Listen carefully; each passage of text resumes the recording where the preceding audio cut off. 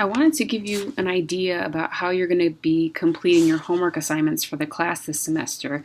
This is your first homework assignment, and it will appear in OneNote as a shared document between you and me. So you're going to complete all of the problems on this document, and at any time I can take a look at your work and help you or answer any questions you might have about it. There are a number of different ways that you can complete these problems. I know some people prefer to work the problem in their notebook.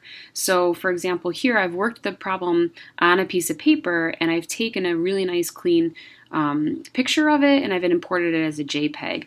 I use Genius Scan to clean up the image so that it's legible. If it's not legible, I'm not going to be able to grade it. So make sure if you do work in a notebook, when you drag it into your OneNote document, make sure it's nice and clean and readable.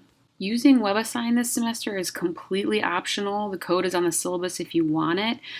There is an ebook in WebAssign, and there's also some actual exercises in there that you can practice with and get immediate feedback. So if you happen to be using WebAssign, like one of the things you can do here is just copy the statement of the problem, and then some of them have the answers in there already so that you know what the right answer is going to be. So I'm just copying the statement of number 47 over here. And now I'm going to work this problem just using the OneNote app itself. So I just have a tablet and I'm working out the problem carefully, again making sure it's legible so that I can read it fully and grade it properly. I apparently forgot that I was in 3 dimensions here, so I wrote that the center of the sphere is 0, 0, but I'll correct it in a second. So I'll just go ahead and give you an idea of how I'm working this problem. There are 2 spheres. The second one needs to be put in standard form, so I'm completing the square. And after putting it in standard form, I'm able to identify the center and radius. So now I will have the center and radii for both spheres, and that's going to help me figure out the distance between them. So after completing the square on the second sphere, I can see that the center is 2, 2, 2. That's when I realize I need to fix the other center. And the radius is squared on the right side, so the radius of the second sphere is 1.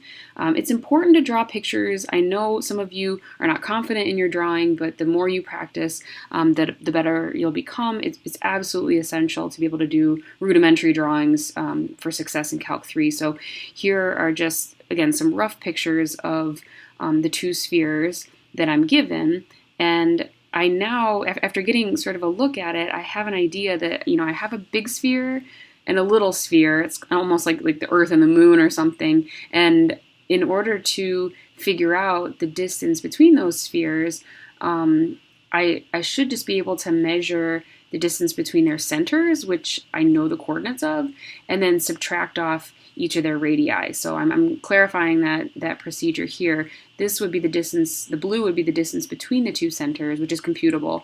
And then I know each of the radii of the sphere, so that's going to give me the red distance if I just set it up correctly. So the blue distance would just be the distance from 2, 2, 2 to the origin, which is root 12, and then the radius of the first sphere is 2, the second one is 1. That makes the red distance root 12 minus 3, which is the answer to the problem, which is the distance between the spheres.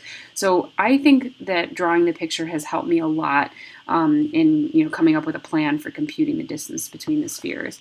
Anyway, this is a rough idea of what you're going to be doing this semester. You want to fully complete all of the problems that are at the top of the page, and then I'll come in and grade the problems that are highlighted. So you do need to do all the problems. It's just that the highlighted ones are the ones that are going to earn you points. Anytime you have a question about any of the problems, whether they're graded problems or not, feel free to drop me an email or come and see me in office hours, and I can help you or answer any questions you have directly on your homework document.